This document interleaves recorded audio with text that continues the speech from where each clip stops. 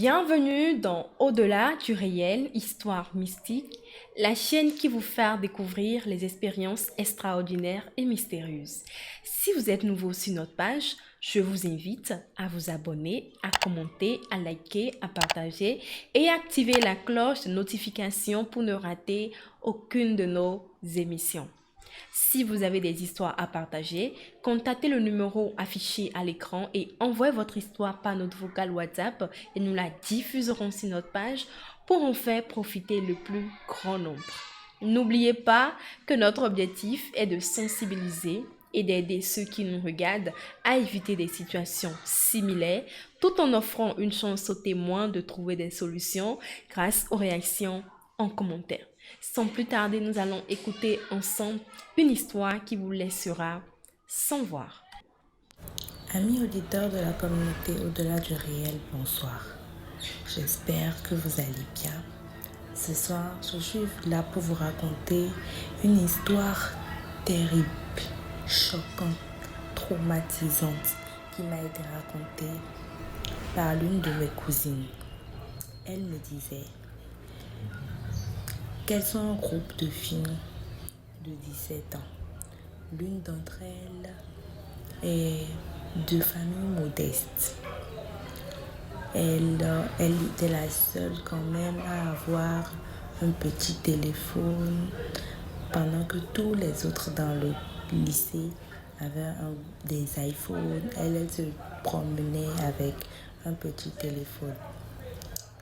Maintenant, à 17 ans, un jour, elle a été invitée par des amis en boîte de nuit. Quand elle s'est rendue dans la boîte de nuit, elle sortait de la boîte de nuit. Il y avait des messieurs au coin de la rue qui lui ont lancé des bouchons. Elle s'est rapprochée du monsieur, elle leur a demandé « Mais pourquoi est-ce que vous me lancez des bouchons? Qu'est-ce que vous me voulez ?»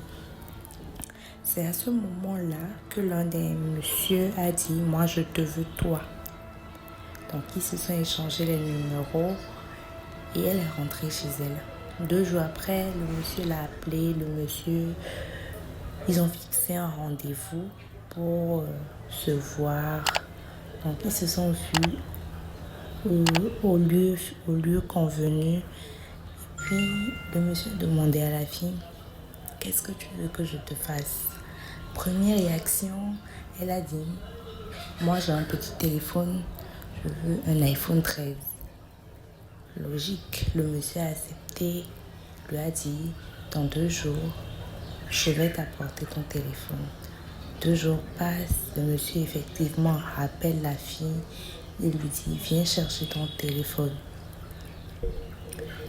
Elle va, elle prend le téléphone, le monsieur en question ne lui demande rien, elle rentre chez elle tranquillement.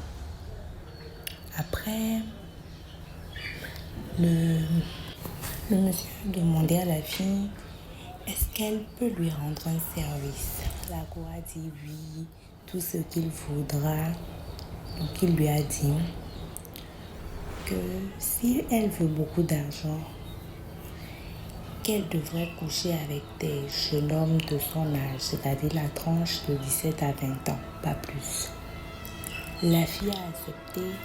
En rentrant, le monsieur lui a donné 300 000. Donc elle est rentrée, elle a commencé par coucher avec les jeunes hommes de son âge. Elle pouvait coucher avec trois hommes à la fois. Avant de coucher avec les hommes, le monsieur lui avait dit, quand tu couches avec eux, tu ne te laves pas. Tu viens directement me voir à la maison. Donc, à chaque fois qu'elle allait, elle couchait avec les hommes, elle revenait voir le monsieur.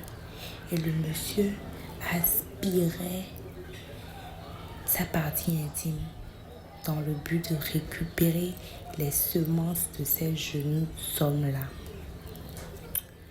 Donc, et après, lui, il sodomisait la fille, excusez-moi le terme, il sodomisait la fille. Et puis, ça a été comme ça pendant longtemps. À chaque fois qu'elle finissait, on lui donnait de l'argent, 300 000, 400 000, 500 000. Il fut un jour où elle a couché avec son petit ami à elle-même. Et puis, elle est allée chez le monsieur. Le monsieur a récupéré la semence comme à son habitude. Le monsieur lui a remis de l'argent, 300 000 ce jour-là. Et en rentrant, on lui a volé le téléphone et les 300 000.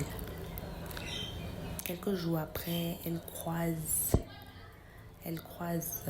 la petite sœur de son petit ami qui lui dit: mais écoute, tu ne viens plus nous voir à la maison, moi mon grand frère est gravement malade.